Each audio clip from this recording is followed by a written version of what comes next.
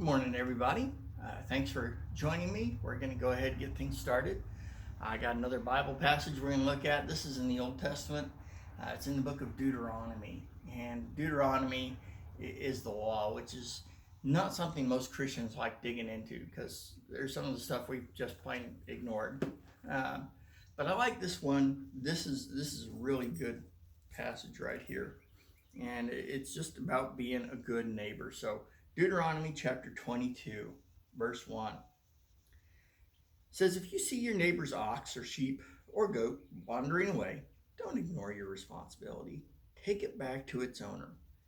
If its owner does not live nearby or you don't know who the owner is, take it to your place and keep it until the owner comes looking for it. Then you must return it. Do the same if you find your neighbor's donkey, clothing, or anything else your neighbor loses. Don't ignore your responsibility." So guys, this one's just about being a good neighbor. And let's face it, maybe our parents or our grandparents were good neighbors, but our culture doesn't encourage it. Honestly, it starts back with the idea of an enclosed garage. Guys, when we could, especially with the garage door opener, when we can come home, we can just open up that garage without getting out of our car, pull into the garage, close the garage door, go inside the house directly from the garage. We don't have to deal with our neighbors. We've stopped getting out there, meeting them, and telling them what's going on in our life and listening to what's going on in theirs. We've stopped being neighbors. It's kind of embarrassing because I think I'm about the worst neighbor you can have. I'm not a jerk, don't get me wrong, but I don't go out and meet my neighbors. Not typically, anyway. I kind of get caught if I have to talk with my neighbors. It's like, oh, yeah, I was out checking the mail and you stopped and rolled down your window and said hi. Something like that, you know. It just doesn't come natural to me. And so that is the culture we're in these days. You don't need your neighbors. You got friends. You can hop in your car. You can go to church. You can go to whatever club it is. You can go meet the other kids' parents while they're having soccer practice and talk with them. We get to pick the people we're around all the time. And there's some ways, that's fine.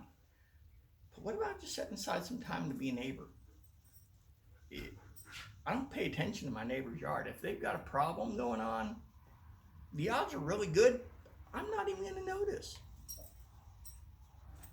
Man, I suck at being a neighbor, but I really need to get better. And I bet you're in the same boat. Maybe you're better than me, maybe you're worse, I don't know. But we need to get better.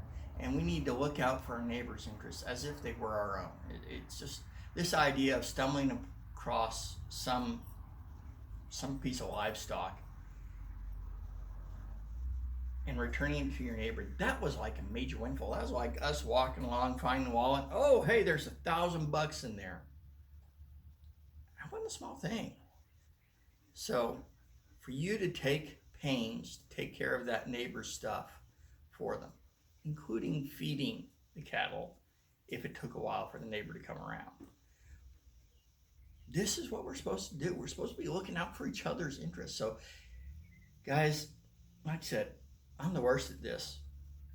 I just need to open my eyes and look and see the needs around me. And I just want to challenge you guys to do the same thing. Let's do like Jesus said. Let's love our neighbors like we love ourselves. I'm looking out for my needs all the time. Why don't I even notice other people's? So let's do that, especially with people around us. All right, guys, I love you, and I will see you next time. Bye.